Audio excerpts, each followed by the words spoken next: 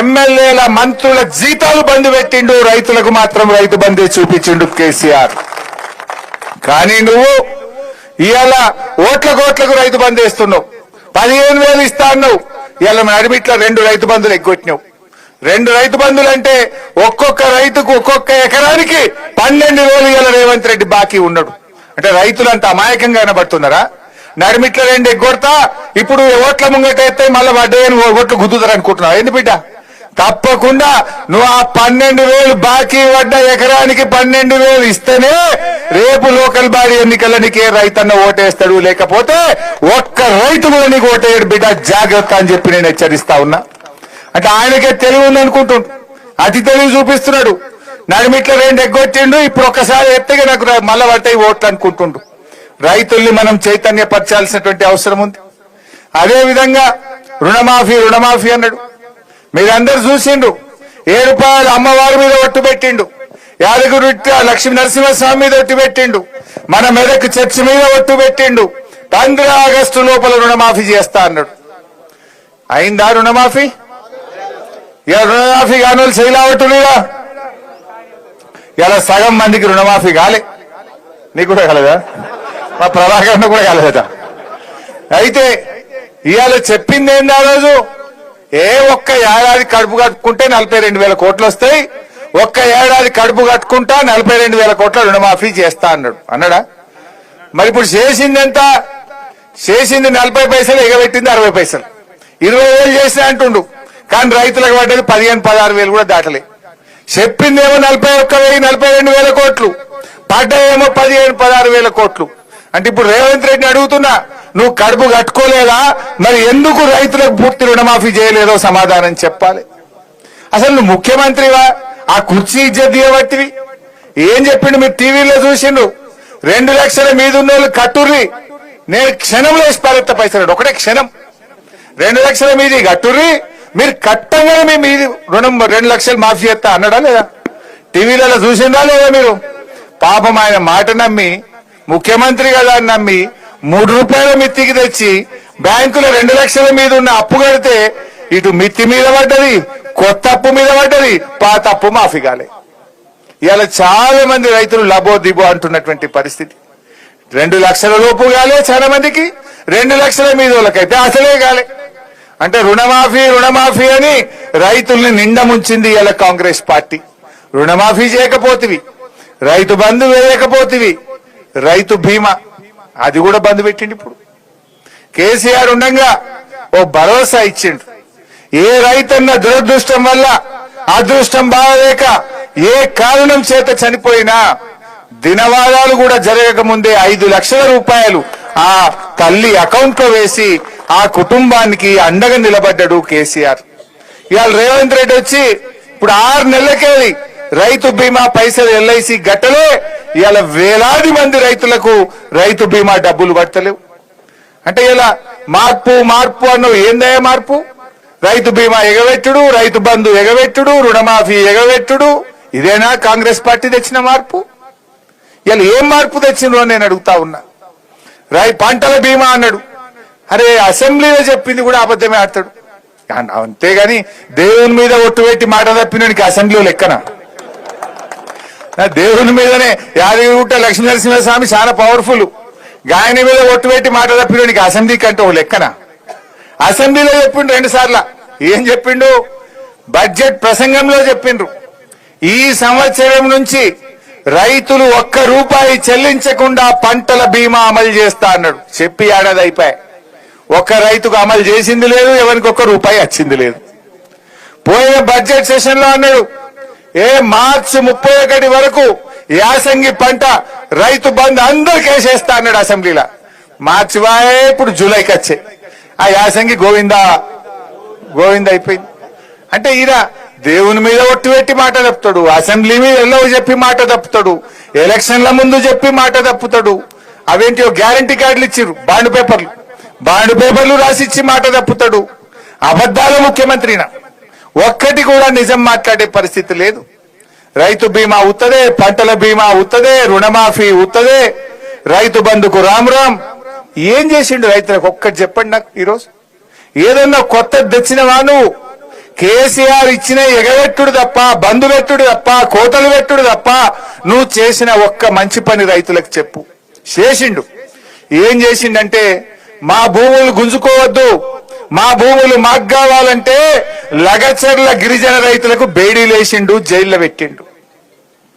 మొన్న గద్వాల జిల్లా ధన్వాడలో ఈ ఇథనాల్ ఫ్యాక్టరీ వల్ల మా ప్రాణం దెబ్బతింటది, మా ఆరోగ్యాలు ఖరాబ్ అవుతాయి, ఇథనాల్ ఫ్యాక్టరీ మాకు వద్దు అంటే ఆ పెద్ద ధన్వాడ రైతులకు బేడీలేసి జైల్లో పెట్టిండు రేవంత్ రెడ్డి.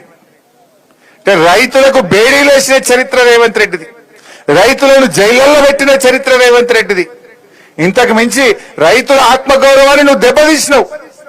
దేశానికి అన్నం పెట్టే రైతు చేతులకు బేడీలేసిన రేవంత్ రెడ్డికి ఈ రాష్ట్ర రైతులందరూ కలిసి గుణపాఠం చెప్పాలని చెప్పి నేను ఈరోజు కోరుతా ఉన్నా. ఏ రకంగా మనసు వచ్చింది? మా భూములు లాక్కోవద్దు అంటే లంబాడి రైతులకు బేడీలేస్తావా? మా భూములు లాక్కోవద్దంటే బీసీ రైతులకు పెద్ద ధన్వాడలో బేడీలేస్తావా? ఇదేనా రైతు రాజ్యం? ఇదేనా రైతులను ఉద్ధరించేది? ఇవాళ దీనికి సమాధానం చెప్పాల్సిన అవసరం ఉంది. రాష్ట్రంలో ఏం రాజ్యం నడుస్తుందంటే రైతు రాజ్యం అంటే రేవంత్ రెడ్డి. నాయన రేవంత్ రెడ్డి రాష్ట్రంలో నడుస్తున్నది కేడీల రాజ్యం, బేడీల రాజ్యం నడుస్తుంది. రైతు రాజ్యం కేసీఆర్ జమాన్లో నడిచింది. అంతెందుకే, సింపుల్ ఒక ముచ్చట చెప్తా. 10 ఏళ్లు కేసీఆర్ ఉన్నప్పుడు ఇదే జిన్నారం మండలంలో అరే ఎవరైనా భూమి అమ్ముతారా అని మన చుట్టూ తిరిగిరు. 2 కోట్లకి ఇస్తాం, 3 కోట్లు ఇస్తాం అన్నాడు. అరే ఇంట్లో బిడ్డ పెళ్లి ఉన్నాయి కదా భయ్, తీసుకో అంటే వద్దుపో అని వాడంటుండు. కూడా నత్తుండ ఇటు మొఖాన ఒక్కడన్నా ఇంట్లో ఆపద పడ్డదో, బిడ్డ లగ్గం పెట్టుకున్నామో, దవాఖానలో పడ్డామో, పిల్లల చదువులకు పైసలు అవసరం ఉన్నాయో, 10 గుంటలు అమ్ముతారా అంటే ఎవడన్నా కొంటుండా? మరి దీన్ని బట్టి ఇప్పుడు రైతు పట్టారా పెరిగిందా తగ్గిందా? కేసీఆర్ ఉన్నప్పుడేమో రోజు ఆకాశం దిక్కు చూసింది అది, రేవంత్ రెడ్డి రాగానే భూమికి చూస్తుంది అది. డామ్ అన్నది రియల్ ఎస్టేట్ అన్నదా లేదా? అంటే రైతు పతారా ఖతం చేసిండి రేవంత్ రెడ్డి. కేసీఆర్ ఉన్నప్పుడేమో రైతు బంధు పక్క, కరెంటు పక్క, రైతు బీమా పక్క, పండిన పంటంతా కొనేది పక్క. ఇది ఒక రైతుకు ఒక ధైర్యం, ఒక భరోసా ఉండే. రేవంత్ రెడ్డి వచ్చాక అంత ఆగమాగం, హైడ్రా గీట్రా ఏందో కొత్త కథలు పెట్టి కోతలు పెట్టే వరకు ధామ్ అన్నది. ఆగమ కాలేదా? ఏం ఉద్ధరించిన? నువ్వు చేసిన ఒక్క మంచి పని చెప్పు. రైతులకు బేడీ వేసుడు తప్ప, రైతులను జైల్లో పెట్టుడు తప్ప, రైతులకు కోతలు పెట్టుడు తప్ప నువ్వు చేసిన మంచి పని ఏంది మిస్టర్ రేవంత్ రెడ్డి అని నేను అడుగుతా ఉన్నా. ఆయన అనుకుంటుండు ఔటర్ రింగ్ రోడ్డు లోపల ఉన్న రైతులకు 2 లక్షల మంది రైతులకు రైతు బంధు ఎగబెడితే ఏమైతుంది అనుకుంటుండు. బిడ్డ, ఈ 2 లక్షల మంది రైతులు వచ్చి రేపు ఔటర్ రింగ్ రోడ్డును మొత్తం బ్లాక్ చేస్తే నీ దిమ్మ తిరుగుతా, జాగ్రత్త అని చెప్పి హెచ్చరిస్తా ఉన్నాం. పటాన్ చెరువులం 22,000 మంది రైతులున్నాం. పోయి 22,000 మంది ఔటర్ రింగ్ రోడ్డు మీద కూర్చుంటే ఎంతమందిని అరెస్ట్ చేస్తాడు? ఏ జైలు పడుతుంది? నాకు ఇస్తావా ఇయ్యవా? 22,000 మందిని పోయి ఔటర్ రింగ్ రోడ్డు మీద వంట వార్పు పెట్టి నీ సంగతి ఏంటంటే దిబ్బకు దిగతాడు. అదిగిరాడా? రంగారెడ్డి వాళ్ళు బయలుదేరా మన సోపతికి? మేడ్చల్ల సబితక్క బయలుదేరదా మన సోపతికి? మల్లారెడ్డి వెళ్ళాడా మన సోపతికి? వెళ్తాడా లేదా?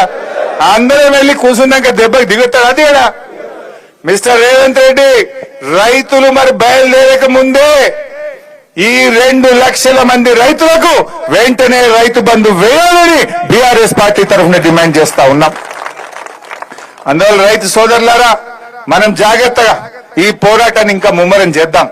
ఇవాళ ప్రారంభం మాత్రమే. 2 అయితే ఎగనే పెట్టినావు, ఈ ఇచ్చేది కూడా ఇవ్వవా మాకు? అందరికీ 2 ఎగబెట్టినావు. ఇప్పుడు ఈ ఇచ్చేదన్నా ఈ వీళ్ళకు కూడా ఇచ్చి తీరాల్సిందే అని చెప్పి నేను కోరుతా ఉన్నా. ఈయన ఇంకోటి ఏందో అర్థం కాదు మన మెదక్ జిల్లా మీద. మొన్న మా మాణిక్రావు సాబు దగ్గరికి జైరాబాద్కు పోయిండు ఎవరు? రేవంత్ రెడ్డి. పోతే మా మాణిక్రావు సాబు లేచి, అరే మా జైరాబాద్కు ఇంత పైసలు కావాలి, మోరీలు సాఫ్ లేవు, గ్రామ పంచాయతీలో ట్రాక్టర్లన్నీ మొత్తం తాళాలు పడ్డాయి, డీజిల్ కు పైసలు లేవు, గ్రామ పంచాయతీకి ఏమైనా పైసలు, మున్సిపాలిటీకి ఏమైనా పైసలు అని ఇట్లా కేసీఆర్ వచ్చినప్పుడు అడుగుతుండే. కేసీఆర్ రాగానే ఊరికి 25 లక్షలు, జైరాబాద్ కు 50 కోట్లు, మండలానికి 1 కోటి అని ఇచ్చిపోవు కేసీఆర్. గట్లనే ఇస్తాడు అనుకోని అన్ని అడిగిండు. 1 రూపాయి ఇస్తే ఒట్టు, 1 పైసా జైరాబాద్కి వస్తే ఎమ్మెల్యే గారు అడిగితే 1 రూపాయి కూడా ఇవ్వలే. ఇక పటాన్ చెరువు మీద పగబట్టిండు, ఇంత రైతు బంధు కోత పెట్టిండు. కొత్త ఇచ్చుడు లేదు కానీ కేసీఆర్ ఇచ్చిన ఈ కోతలు పెట్టుడు, క్యాన్సిల్ చేసుడు, బంధు పెట్టుడు. ఇగో ఇది కథ నడుస్తా ఉన్నది. ఇంకోటి ఇది ఆ ముఖ్యమంత్రిగా రాష్ట్రం పరువు తీస్తుండ బాధ కలిగేది ఏంటంటే మొన్న మీరు టీవీలో చూసి ఉంటారు, దేవాదిలో ఏ బేసిన్లు ఉంది అంటుండు. రైతు నడుతూ చెప్తాడు, దేవాదిలో గోదావరి నది మీద ఉందని స్కూల్ పిల్లలు చెప్తాడు. బనకచెర్ల మీద గింత యుద్ధం చేస్తున్నాం ఒక దిక్కు, బనకచెర్ల నీళ్లు చంద్రబాబు తీసుకుపోతా అంటే మాకు అన్యాయం అవుతుందా, బనకచెర్లను ఆపాలని రాష్ట్రం అంతా వెళ్లిపెడుతుంది తెలంగాణ రైతులు. ఈయన అడుగుతుండే అమాయకంగా బనకచెర్ల ఏ బేసిన్లు ఉంటది ఆడుంటది. నువ్వు ఇప్పుడు 3 నెలలకెళ్ళి లొల్లి నడుస్తుంది, బనకచెర్ల ఆపాలని కొట్లాడుతుంటే ఈ రాష్ట్ర ముఖ్యమంత్రివి నీకు బనకచెర్ల యాడుందో తెలియదంటే నీ నిజాయితీ ఎంత, నీ చిత్తశుద్ధి ఎంత, ఈ రైతుల పట్ల ఈ రాష్ట్రం పట్ల నీకున్న కమిట్మెంట్ ఏందో అనుమానం కలుగుతా ఉన్నది. చూడలేదా మీరు?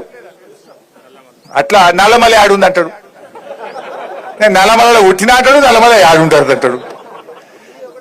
అంత అదెందుకు రైతుల గురించి మొన్న అడిగిపోయిండు, ఏది వ్యవసాయ విశ్వవిద్యాలయం పోయిండు. వ్యవసాయ విశ్వవిద్యాలయం పోయి కందులు పెసర్లు ఇలాంటి అన్ని కూడా మన వాటిని కందులు పెసర్లు ఏమంటాము మనం, పప్పు ధాన్యాలు అంటాం. ఏమంటాం? పప్పు ధాన్యాలు అంటాం. ఈ కొర్రలు రాగులు సజ్జలు వీటిని ఏమంటాం? చిరుధాన్యాలు అంటాం. మిల్లెట్స్ అంటాం. రేవంత్ రెడ్డి ఏమన్నాడు మొన్న, ఆడికి పోయి కందులు పెసర్లు ఇవన్నీ కూడా మిల్లెట్స్ ఇలాంటి పంటలు బాగా పండించాలి అన్నాడు. ఎవరి ముంగట అన్నాడు? పోయి ఆడ వ్యవసాయ విద్యార్థుల ముందు అన్నాడు. ఆ పిల్లలంతా ఇదేంద్రబాయ్ మిల్లెట్లు అంటే మరి నిన్నదాకా మేము రాగులు సజ్జలు కొర్రలని చదువుతుంది, ఈయన వచ్చి కందులు పెసర్లు మిల్లెట్లు అంటాడు, ఇదేంద్రబాయ్ అని చేతిలో పెట్టుకున్నారు. ఎక్కడి కథ, ఏం కథ ఇది? పరిశానిగా ఆగమాగం జగన్నాథం, ఒక్కటన్న సక్కలేదు. తెలియకపోతే సపరే కూర్చోవాలి, తెలిసినట్టు ఏందో మాట్లాడబోతారు. నీ ఇజ్జత్ పోతావే కానీ రాష్ట్రం పరుగు పోతుంది కదా. తెలంగాణ ముఖ్యమంత్రికి ఏం తెలియదట, గిట్లా మాట్లాడుతుండంటే మన ఇజ్జత్ ఏమైనా ఉంటుందా ఈ రాష్ట్రంది? ఈ రకంగా తయారైపోయింది. ఏమన్నంటే తిట్టుడు తప్ప ఇంకోటి తెలియదు. నేను మొన్న ఏదో జ్వరం వచ్చింది పోయి, మనిషికి రోగం రాదా అంటే జ్వరం రాదా, నేను దవాఖానలో పట్టే దాని మీద కూడా మాట్లాడతాడు, ఈయన దవాఖానలో పడ్డాడు అంటాడు, ఈయన ఇంత పొడుగు ఉన్నది అంటాడు. నేనేం చేయాలి? దేవుడు నాకు పొడుగు ఇచ్చిండు, నీకు పొడుగు ఇచ్చిండు. నువ్వు తలకాయ కిందికి పెట్టి కాలు మీదకి పెట్టి గుంజినాను పొడుగు కావు. ఊకే నా మీద పడి ఎందుకు ఎడతావా రేవంత్ రెడ్డి? హరీష్ రావు పొడుగు ఉన్నాడు, హరీష్ రావు ఏమో నేనేం చేయాలి భయ్? దేవుడు నాకు పొడుగు ఇచ్చి నీకు పొడుగు ఇచ్చిండు, మరి నా మీద పడి ఎడతాడు ఊకే. అంటే ఒక సైకో టైప్ అయిపోయిండు. ఈ రకంగా ఇవాళ ఏమనంటే కేసు, ఇవాళ అనవసరంగా మన కౌశిక్ రెడ్డిని అరెస్ట్ చేసిండు. ఆ అరెస్ట్ కూడా ఎట్లా చూసి ఇవాళ శనివారం రేపు ఆదివారం కోర్టు ఉండదు. ఇప్పటికీ 10 సార్లు తిట్టింది కోర్టు, నువ్వు ఈ శుక్రవారం రాత్రి శనివారం పూట అరెస్ట్ చేయకు, నువ్వు కావాలని చేస్తున్నావు బిడ్డ అని హైకోర్టు మొటికాయ వేసింది పోలీసు వాళ్ళకు. కానీ మళ్ళీ చూసి నిన్న శుక్రవారం రాత్రి 12 గంటలకు మన కౌశిక్ రెడ్డి ఎమ్మెల్యేని అరెస్ట్ చేసిండు. ఏం చేసిండు కౌశిక్ రెడ్డి? కౌశిక్ రెడ్డి రేవంత్ రెడ్డి తప్పులను ఎత్తి చూపిండు, గట్టిగా మాట్లాడిండు, పోరాడిండు. బీఆర్ఎస్ ఎమ్మెల్యేలను గుంజుకుంటే వాళ్ళ మీద గట్టిగా పోరాటం చేసిండు. బిడ్డ రాజీనామా చేయండి రాబాయ్ అని కొట్లాడిండు. ఆ కౌశిక్ రెడ్డి గట్టిగా అడుగుతుండని ఆయన మీద పగబట్టి నిన్న రాత్రి 12 గంటలకు దొంగ కేసు పెట్టి, ఫాల్తు కేసుల అన్యాయమైన సెక్షన్లు, నాన్ బెయిలబుల్ సెక్షన్లు పెట్టి ఇవాళ ఆయనను అరెస్ట్ చేసి జైల్లో పెట్టిండు. ఏమైనా మర్డర్ చేసిండా? ఎవరైనా చంపిండా? ఏమైనా మోసం చేసిండా? ఇవాళ ఒక ఫాల్తు కేసులో, అక్రమ కేసులో ఇరికిచ్చి ఇవాళ ఆయనను జైల్లో పెట్టే ప్రయత్నం చేస్తాడు. మొన్న మన కేటీఆర్ గారిని రాష్ట్రం యొక్క గౌరవం పెంచితే, రాష్ట్రం ప్రతిష్ట పెంచితే, ఈ కార్ రేసింగ్ ప్రపంచమంతా హైదరాబాద్ దిక్కు చూసేట్టు కేటీఆర్ చేస్తే ఆయన మీద కేసు పెట్టి సతాయించే కార్యక్రమం చేస్తుంటాడు. కేసీఆర్ ను కమిషన్ ముందుకు పిలిపిస్తుంటాడు. ఇంక తప్ప ఇంకో పని రాదా నీకు? పాలన లేదు, ఎంతసేపు ప్రతిపక్షాల మీద పగబట్టుడు, కేసులు పెట్టుడు, రైతులను జైలు వేసుడు, రైతులకు బేడీలు పెట్టుడు, ఇది తప్ప నువ్వు చేసిన ఒక మంచి పని ఏమైనా ఉందా? అందాల పోటీలను పెట్టినావు. అసలు ఈ ఒక విషయం తెలవాలి మీకు, ఈ కార్ రేసింగ్ ఏమో అన్ని రాష్ట్రాలు పోటీ పడ్డాయి. మహారాష్ట్ర ముఖ్యమంత్రి షిండే అరే ఇది మా బాంబేలో పెట్టాం ఈ కార్ రేసింగ్, మా దగ్గరికే రావాలని ఆయన అడిగిండు. గుజరాత్ ముఖ్యమంత్రి మా దగ్గర రావాలని అడిగిండు. బెంగళూరు ముఖ్యమంత్రి మా దగ్గర రావాలని అడిగిండు. అందరినీ కాదని పోటీ పడి కేటీఆర్ గారు దాన్ని హైదరాబాద్ కు తెచ్చిండు. ఈ అందాల పోటీ ఎవడు మాకొద్దన్నాడు. ఇది మేం చేయమంటే మేం చేయమంటే ఎవరు చేయమంటే రేవంత్ రెడ్డి దిక్కైంది. దాన్ని తెచ్చి నేనేందో ఉద్ధరిస్తా అంటే మొత్తం ఇజ్జత్మానం పోయింది రాష్ట్రంది. ఏమైందో మీకు తెలుసు కదా. దాని ఏదో దాచిపెట్టుండు. దాని మీద 3 మహిళా పోలీస్ అధికారులతో కమిటీ చేసిండ్రు. సీసీ ఫుటేజ్ అంతా ఎత్తికిండ్రు. రేవంత్ రెడ్డి చుట్టూ ఉండే 2 నాయకులే ఆ మిస్ ఇంగ్లాండ్ పట్ల మిస్బిహేవ్ చేస్తే ఆమె తిట్టి పోటీల నుంచి విరమించుకొని ఇంగ్లాండ్ కి వెళ్లిపోవడం. ఈ రాష్ట్రం పరువు తీసిండు రేవంత్ రెడ్డి, దేశం పరువు తీసిండు ఇవాళ రేవంత్ రెడ్డి గారు. నువ్వు చేసిన ఉద్దారకం ఏంటంటే ఇజ్జత్ తీసుడు తప్ప చేసింది ఏం లేదు. మిల్లెట్స్ కు పప్పు ధాన్యాలకు తేడా తెలియదు, దేవాలయ ఏ బేసిన్ లో ఉందో తెలియదు, అందాల పోటీలు పెట్టి ఇట్లా ఇజ్జత్ తీస్తేవి. ఏంది నువ్వు చేసింది? ఇవన్నీ కూడా మనకు తెలుస్తలేవా? కానీ ఇక్కడ ఒక్కటి మాత్రం అర్థమైంది. నిన్న మొన్న ఈ రాష్ట్రంలో ఏ సర్వేలు చూసినా కూడా అందరూ మళ్ళా కేసీఆరే రావాలి, గాయననే మంచిగుండడు అనేటువంటి మాట వచ్చింది. రేవంత్ రెడ్డి కూడా చెప్పకనే చెప్తాడు. నిన్న ఢిల్లీలో ఏదో చిట్ చాట్ పెట్టిండు. అందులో అంటాడు, బీఆర్ఎస్ ఎక్కడుంది భయ్ అంటాడు. బీఆర్ఎస్ పైన అయిపోయింది అంటాడు. బీఆర్ఎస్ లేనే లేదు అంటాడు. కానీ కళ్ళు మూస్తే కేసీఆర్ అధికత్తాడు, కళ్ళు తెరిస్తే కేసీఆర్ అధికత్తాడు. అసలు రేవంత్ రెడ్డి మైకి ముంగ నిలబడితే కేసీఆర్ ముచ్చట తీయకుండా ఉపన్యాసం ఉంటుందా? బీఆర్ఎస్ లో దలవకుండా ఆయన మాట. విలేకరులు కావాలను ప్రజా సమస్యలను వెలుగులోకి తీసుకొస్తూ శరవేగంగా రాజకీయ పరిస్థితులపై వాస్తవ కథనాలు అందిస్తూ అనతి కాలంలోనే ప్రజాదరణ పొందిన D6 టీవీ ఛానల్లో 2 తెలుగు రాష్ట్రాల D6 టీవీ న్యూస్ ఎలక్ట్రానిక్ మరియు మీడియాలో బ్యూరోలు, స్టాపర్లు, ఆర్సీ ఇన్ఛార్జ్లు, మండల రిపోర్టర్లు కావాలను. అనుభవజ్ఞులకు ప్రాధాన్యం, కొత్త వారికి ప్రోత్సాహం. మీరు జిల్లా స్టాపర్లు, మండలాల రిపోర్టర్లు, నియోజకవర్గాల్లో పనిచేయాలనుకుంటున్న కేంద్రాల్లో ఖాళీల వివరాల కోసం 9440195115 మరియు 7981228502 మీ బయోడేటా పై నంబర్కి వాట్సాప్ ద్వారా పంపగలరు. D6 TV news channel Andhra Telangana incharge Rathod Tirumala Naik.